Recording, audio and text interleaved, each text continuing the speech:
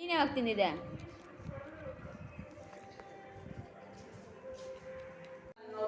ನಮ್ಮ ದೊಡ್ಡಪ್ಪ ಅದಕ್ಕೂ ಅವ್ಳಿಗೆ ಕೊಡಬೇಕು ತಲೆಕಾಲು ಎಷ್ಟು ಗಲೀಜಿರುತ್ತೆ ಗೊತ್ತಾ ಕ್ಲೀನ್ ಮಾಡೋದೆಲ್ಲ. ಈ ದುಡ್ಡಂತೂ ಕೊಡೋಕ್ಕಾಗಲ್ಲ. ಇದು ವಿಡಿಯೋ ಬಂದು ಮಂಗಳವಾರದ್ದು ಹೊಸದೊಡ್ಕಿತ್ತಲ್ಲ ಅವತ್ತಿನ ದಿವಸದಿದು. A few moments later. ಅಂದರೆ ನಾನು ಬೇಗ ಫ್ರೆಶ್ ಅಪ್ ಆಗಿಬಿಟ್ಟು ಹೋಗಿದ್ದೆ ತಾತನ ಮನೆ ಹತ್ರ. ತಾತನ ನಾಷ್ಟಕ್ಕೆ ಹೋಗ್ಬೇಕಿತ್ತು, ಹಂಗೆ ತಲೆಗೆ ಎಣ್ಣೆ ಹಚ್ಕೋಬೇಕಿತ್ತು. ತಾತ ಏನೋ ಎಳೆ ಹೋಗಿತ್ತು ಅಂದ್ಬಿಟ್ಟು ಮಗ ಬಿಡ್ತಿದ್ರು. ಸೊ ಇದು ಸ್ಯಾರಿ ನೇಯ್ತಾರಲ್ಲ, ಸ್ಯಾರಿ ನೇಯೋದು ಇದರಲ್ಲೇ ಮಗ್ಗ ಅಂತಾರೆ ಇದನ್ನು. ಸೊ ಈ ಒಂದು ಸ್ಯಾರಿ ಬಿಡೋಕ್ಕೆ 7 hours ಇಲ್ಲ 8 hours ಬೇಕು. ಅದೇ ಇದು ಸೌಂಡ್ ಸಖತ್ ಭಯಂಕರವಾಗಿರುತ್ತೆ. ಅದೇ ಕೇಳಿ ಕೇಳಿ ರೂಢಿ ಇರಬೇಕು. ಅಂಥವ್ರಿಗಾದರೆ ಓಕೆ, ಹೊಸ್ದಾಗಿ ಕೇಳೋರ್ಗಾದರೆ ಸಖತ್ ಇರಬೇಕು.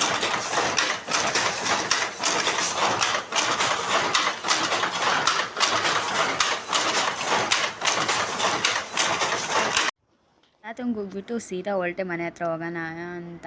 ಅಲ್ಲಿ ನೋಡಿದ್ರೆ ಫುಲ್ಲು ದಾರಿಲಿ ಹೋಗ್ಬೇಕಾದ್ರೆ ಎಲ್ಲರ ಮನೇಲೂ ಅಲ್ಲೇ ಹೊಸ್ದೊಡ್ಕಲ್ಲ ಅವತ್ತು ಅಲ್ಲೇ ಘಮ ಘಮ ಅಂತಿತ್ತು. ನಮ್ಮ ಮನೇಲಿ ಇನ್ನೂ ಏನೂ ಮಾಡೇ ಇರಲಿಲ್ಲ.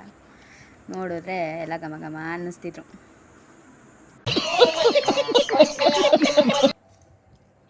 ನಾನು ಗಂಟೆಲಿ ನಾಷ್ಟ ಮಾಡೋಕೆ ಕೂತ್ಕೊಂಡ್ವಿ. ಎಗ್ ರೈಸ್ ಮಾಡಿದ್ದೆ. ನಾನೇನು ಎಷ್ಟೊಂದು ದಿವಸ ಆಗಿತ್ತು ಎಗ್ ರೈಸ್ ತಿಂದ್ಬಿಟ್ಟು ಅಂದ್ಬಿಟ್ಟು ಎಗ್ ರೈಸ್ ಮಾಡಿದ್ದೆ. ಅಷ್ಟೊತ್ತಿಗೆ ನಮ್ಮ ಅಪ್ಪ ಎಲ್ಲ ಮಟನ್ ತಂದಿಕ್ಕಿರೋ. ಚಿಕನ್ ಏನು ತಂದಿರಲಿಲ್ಲ, ಸಾಯಂಕಾಲ ತರ್ತೀನಿ ಅಂತ ಹೇಳಿದ್ದು. ಮಟನ್ನು ಅದೇನು ಬ್ಲೆಡ್ಡು ದೊಮ್ಮೆ ಅದೆಲ್ಲ ತೊಗೊಬಂದಿದ್ದು.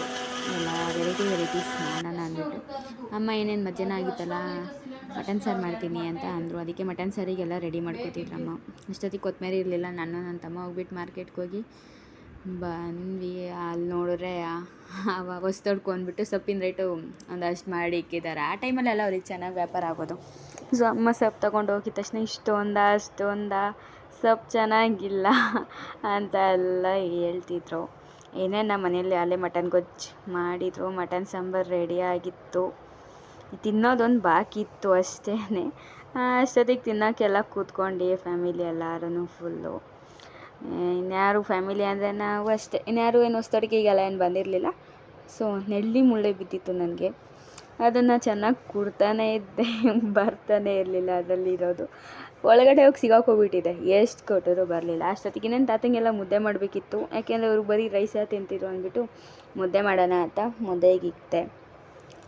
ಅವ್ರಿಗೆ ಬಿಸಿ ಬಿಸಿ ಮಾಡಿಕೊಡ್ಬೇಕಲ್ಲ. ಸೊ ಅದಕ್ಕೋಸ್ಕರ ಮುದ್ದೆ ಎಷ್ಟೊಂದು ದಿನ ಆಗಿತ್ತು, ಲಾಂಗ್ ಟೈಮ್. ಅಲ್ಲೇ 2 ವರ್ಷ ಆಗಿತ್ತೆ ನಾನು ಮುದ್ದೆ ಅಂತ ಮಾಡಿ. ತಾತಂಗೆಲ್ಲ ಇನ್ನೇನು ಊಟ ಇಕ್ಕೊಂಡು ಕೊಟ್ಬಿಟ್ಟು ಐಸ್ ತಿನ್ನೋಣ ಅಂದ್ಬಿಟ್ಟು ಕೂತ್ಕೊಂಡೆ. ನನ್ನ ತಮ್ಮ ಐಸ್ ತೊಗೊಬಂದಿದ್ದ.